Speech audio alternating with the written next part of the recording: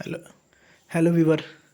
आज हम लोग महात्मा गांधी से संबंधित जितने प्रश्न हैं जो कि बिहार सुपर टेट में पूछे जा सकते हैं उनको आज कवर करेंगे। चलिए महात्मा गांधी से रिलेटेड जितने प्रश्न हैं उनको सॉल्व करते हैं।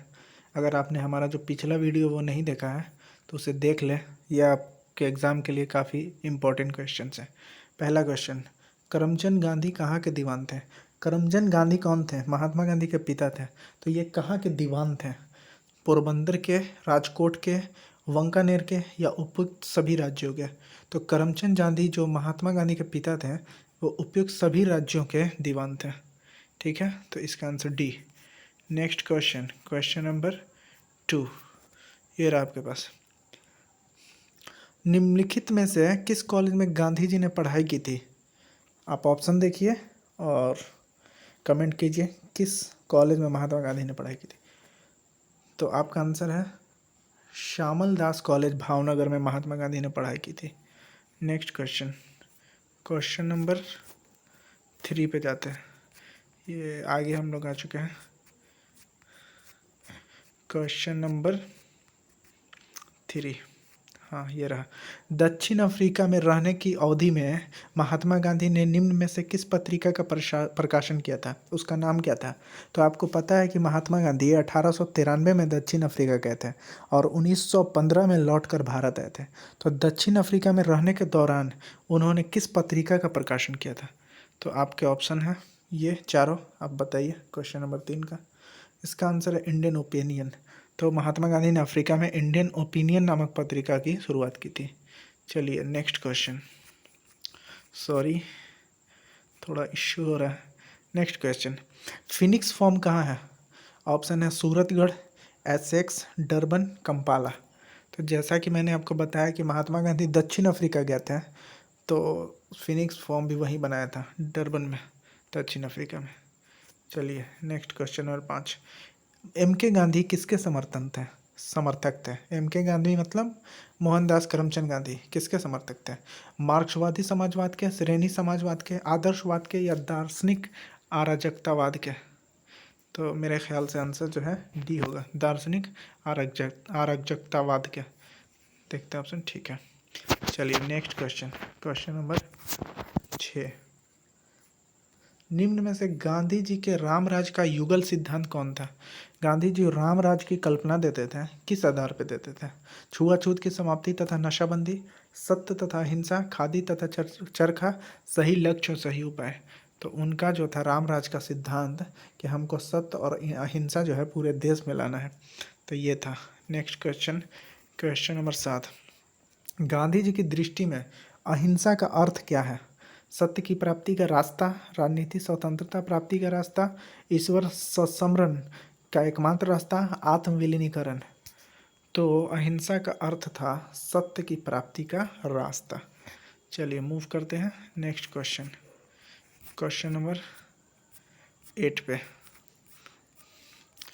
क्वेश्चन नंबर 8, गांधी के संदर्भ में निम्नलिखित में से कौन सा सही है?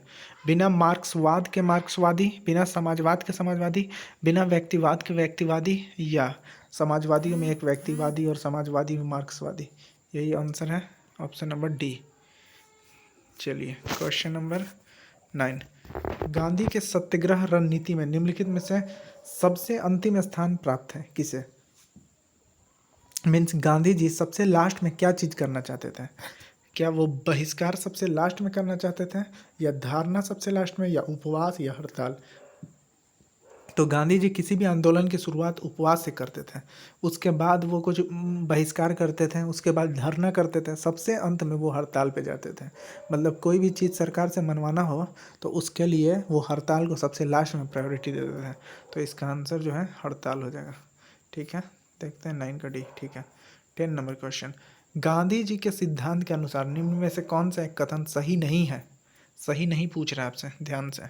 सत्याग्रही का उद्देश्य शत्रु को पराजित करना है, यही सही नहीं है, क्योंकि महात्मा गांधी का उद्देश्य ये नहीं था कि हम सत्याग्रह करके शत्रु को पराजित कर दें।